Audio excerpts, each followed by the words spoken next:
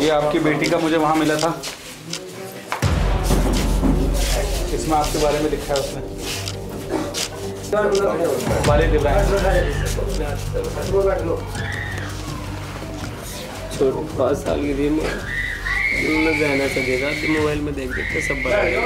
ये मुझे वहाँ मिला उस घर में हुजरे में, तो मुझे लगा कि आपको ये दे दूँ निशानी के तौर पे, आपको याद रहे।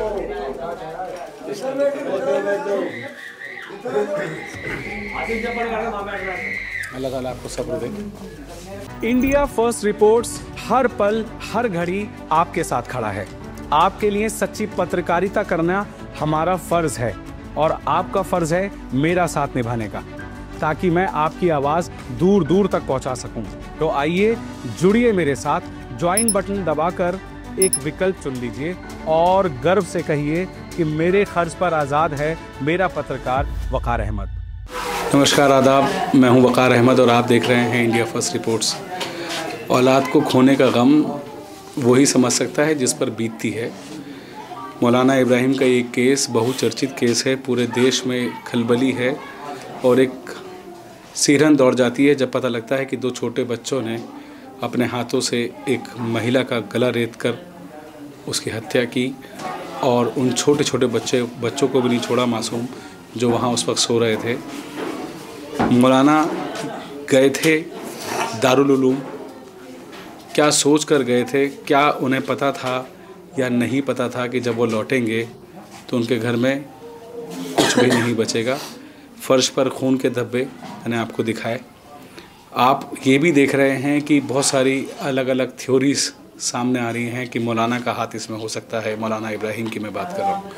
लेकिन पुलिस की जो इन्वेस्टिगेशन है, जो सबूत पुलिस ने कोर्ट के लिए तैयार किए हैं, जो रिक्रिएशन पुलिस ने हमको समझाया, आपने भी देखा, हर एक चीज़ जो बयान कर रही है पुलिस पूरी तरह से कॉन्फिडेंट है। मौलाना इब्राहिम उस मस्जिद में तकरीबन कुछ साल से इमामत कर रहे थे और उनके बच्चे, छोटे छोटे 2 मासूम बच्चे और उनकी बीवी उस हुजरे में रहती थी मौलाना साहब के साथ। ऐसा हो गया। अब आपको ये महसूस होगा ये पूरी स्टोरी देख के जो मैंने आपको दिखाई कि मौलाना इब्राहिम का क्या हाल है। उनके ससुराल वालों ने उन पर तरह तरह के आरोप लगाए। पूरा मामला इन्वेस्टिगेशन का है, कोर्ट में दूध का दूध और पानी का पानी हो ही जाएगा। लेकिन मौलाना इब्राहिम, इनके कंधे पे एक बड़ा बोझ, अपनी औलाद को, अपनी अहलिया को इन्होंने कब्रिस्तान पहुंचाया, सुबुर्द खाक किया। अब इनकी हालत क्या है मैं आपके सामने पेश कर रहा हूं। मौलाना इब्राहिम से हम शुरू से कोशिश करेंगे जानने की कि उनका इस पूरे मामले में क्या कहना है। उन्होंने जब वो उस प्रोग्राम से लौट के आए दारुल उलूम देवबंद के, तो उन्होंने क्या देखा और अब क्या हालात हैं, आइए जानते हैं मौलाना इब्राहिम से खुद ही। मौलाना साहब, मैं आपका शुक्रगुज़ार हूँ कि आपने मुझे वक्त दिया।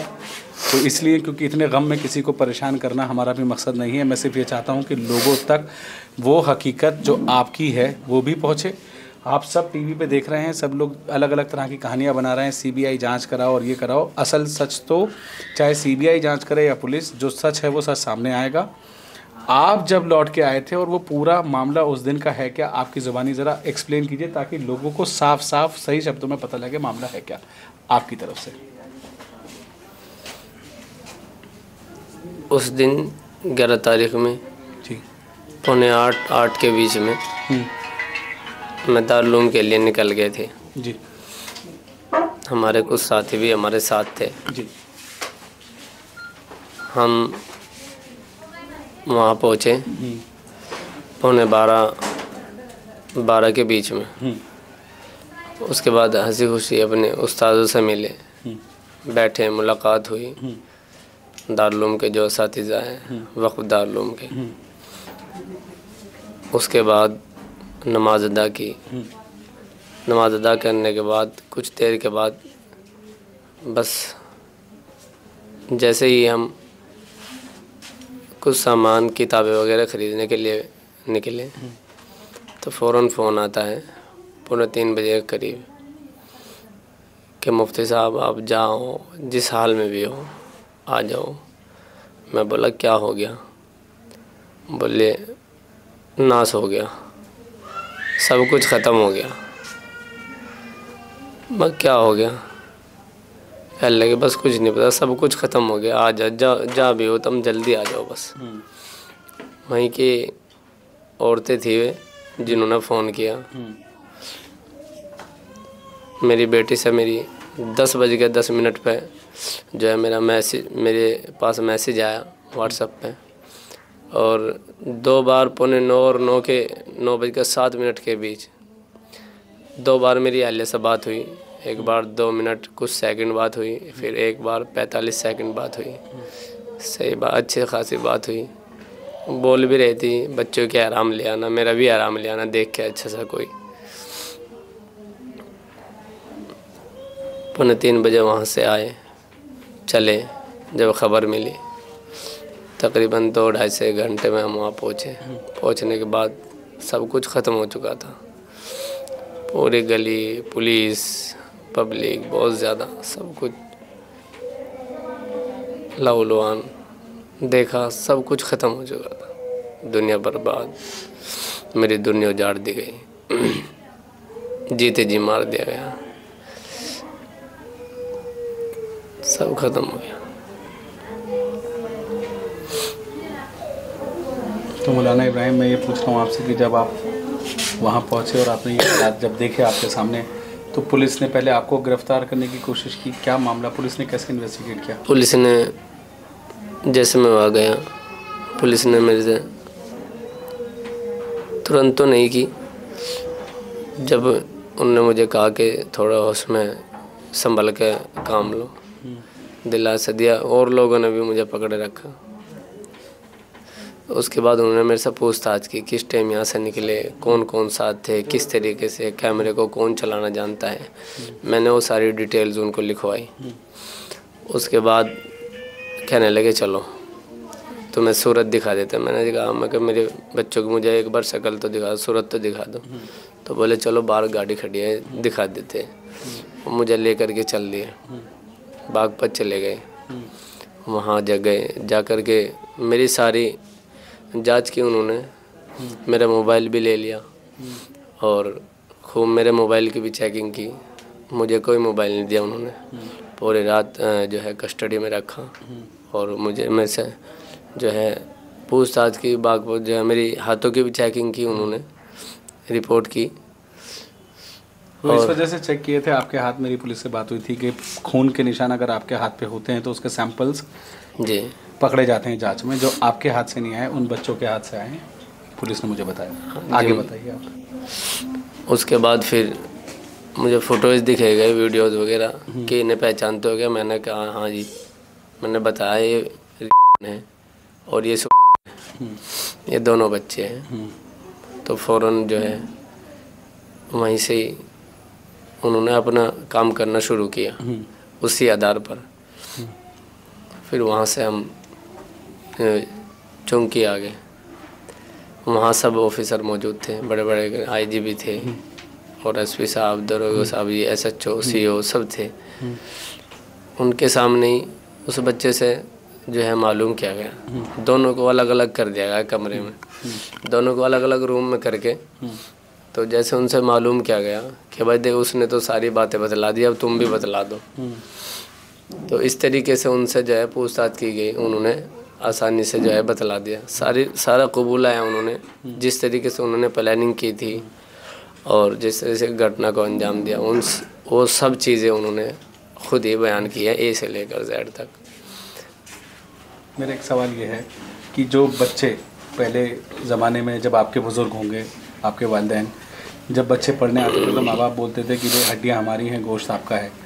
ये जो उस्ताद और शागिर्द का जो पाकीज़ा रिश्ता है जो ज़िंदगी भर चलता है, और आपके उस्ताद आपके पास मिलने आते होंगे, आए भी होंगे, अभी उस्ताद ही थे। क्या महसूस होता है आज की जो तालीम है, जो बच्चों को उस्ताद सख्त होके, उनका भला ही तो चाहते होंगे कि भाई ये पढ़ लें, सीख लें, आपको लगता है अब उन रिश्तों में कोई जान नहीं बची है? इस तरह से बदले की भावना पैदा हो जाती है बच्चों को? उस वक्त जो माँ बाप कहते थे कि जी हमें खाल तुम्हारी, हड्डी तुम्हारी, खाल हमारी, तो वो सच होते थे। और आज जो वहाँ जाकर के ऐसा कहा जाता है, सिर्फ फॉर्मेलिटी होती है। क्योंकि मेरे साथ ऐसा वहाँ गुजरे हैं ऐसे वाक़यात कि मुझे कह कर गए कि जी हमारे बच्चे तो पढ़ने चाहिए, बस तुम जानो, तुम्हारा काम जाने कैसे पढ़े जाए, क्योंकि इमामत का काम है, प्रेशर रहता है। मुक्तदियों का भी, कि अगर उनके बच्चे ना पढ़े तब ये कहते हैं पढ़ाते नहीं, और अगर पढ़ाएं थोड़ी सख्ती भी करें, अगर भाई मारते हैं पीटते हैं तो ऐसा मामला होता है। बस यही मामला है जी। आपको लगता है कि अब उस्ताद और शागिर्द का जो रिश्ता है वो बहुत कमज़ोर हो गया है? अब वो हालात नहीं रहे कि किसी को डांट डपट की जाए या सख्ती की जाए। शागिर्द तो उस्ताद को बाप की तरह देखता है, बाप से भी ऊपर दर्जा देता है। अब वो तो ख़त्म हो गया, अब नहीं रहा, बहुत कम रह गया, बस 1-2% ही, मगर अब नहीं रहा। बहुत सारे ऐसे वाक़यात आपने देखे भी होंगे, मुस्तफ़ाबाद में भी ऐसा हुआ है, छोटे से बच्चे नहीं, और इसी तरीके से टंडे में भी हुआ, कई जगह पर ऐसे वाक़यात पेश आए। एक जगह एक उस्ताद ने सिर्फ बीड़ी पीने के लिए रोका, जाकर के उस्ताद की गर्दन काट दी।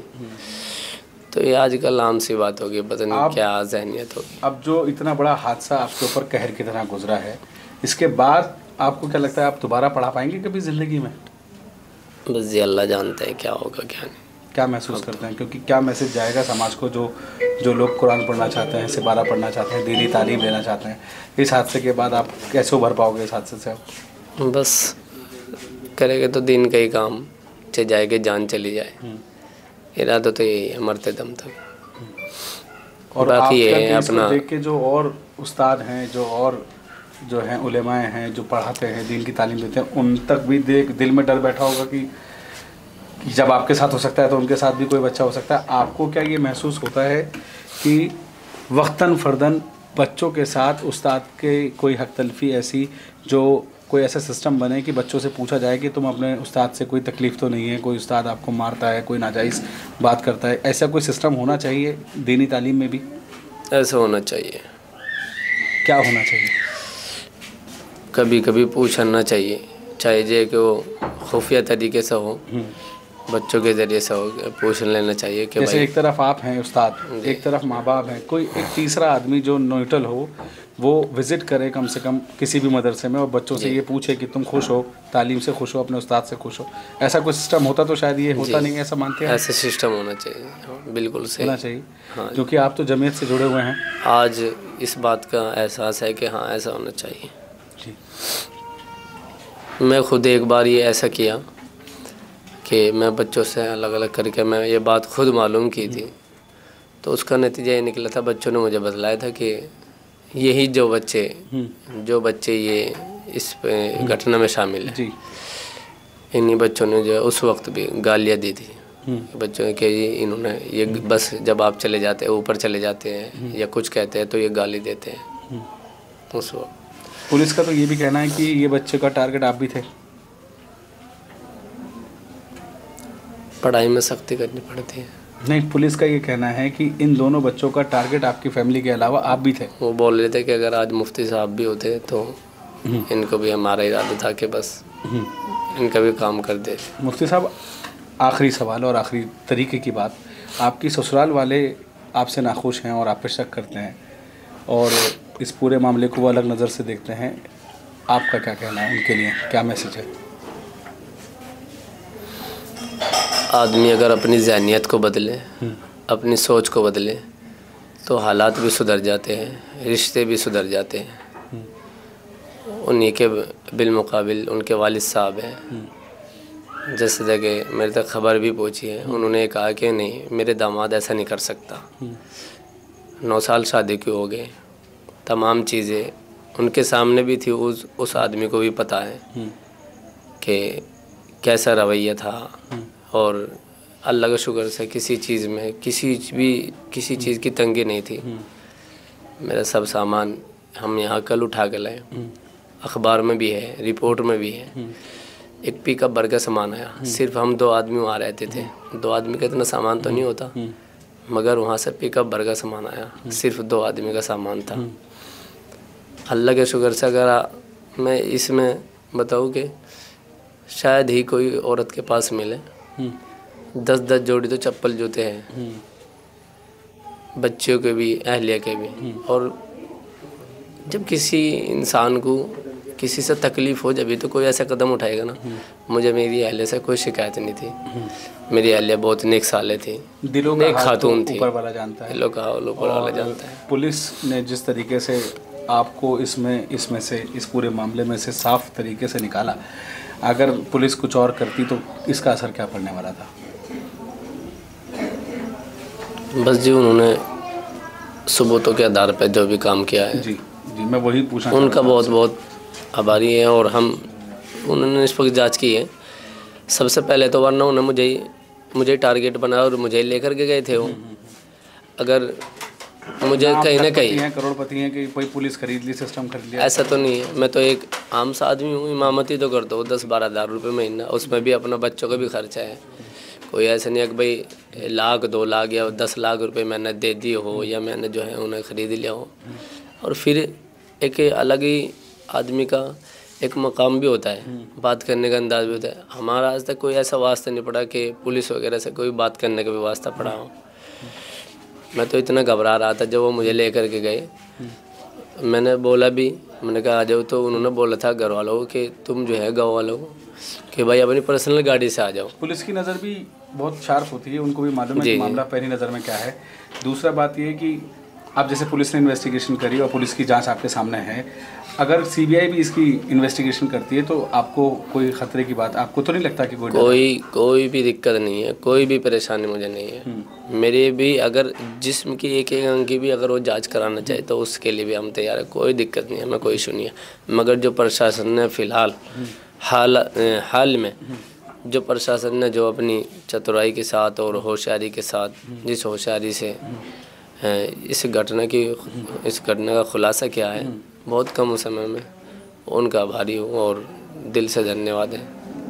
बहुत अच्छा काम किया है। मौलाना साहब, ये एक बार ये उठा के दिखाइए मुझे। ये वो ही ग्रीटिंग कार्ड है जो आपकी बेटी ने आपके लिए बनाया था। इसमें उसने अपने फादर के लिए लिखा है नाम सफ़िया, फादर इब्राहिम। ये मोहब्बत आपके लिए आपकी बेटी ने की थी। आपको लगता है इसको पब्लिक देखेगी उसके बाद भी ये सोचेगी कि एक बाप ने अपनी बच्ची को मारा होगा? बहुत सारी ऐसी कहानी छोड़ गई कि जो बयान भी नहीं की जा सकती। इस वक्त तो मेरी बच्ची मेरे पास से जो अब वक्त हो रहा है मेरे पास से नहीं हटती थी, और सोने तक बस यही कह थी कि नहीं। अब मैं कभी कभी ये कह देता मगर बेटा अपनी अम्मी के पास लेट जाओ, तो तैयार नहीं होती थी। नहीं अबू मैं तो आपके पास ही लौटूंगी। मगर नहीं, मेरे पास सुमैया लौटेगी, छोटी लेटेगी। नहीं अबू मैं लौटूंगी तुम्हारे पास। सब खत्म। चलिए, आपका बहुत बहुत शुक्रिया वक्त देने के लिए। हम दुआ करेंगे कि मेरी छोटी भूल सी बेटी को इन छोटी अल्लाह ताला आपको सब्र दे। भगवान ईश्वर जो भी एक सुप्रीम ताकत है वो आपको सहने की सब्र दे और आपको ज़िंदगी में आगे बढ़ने का मौका दे।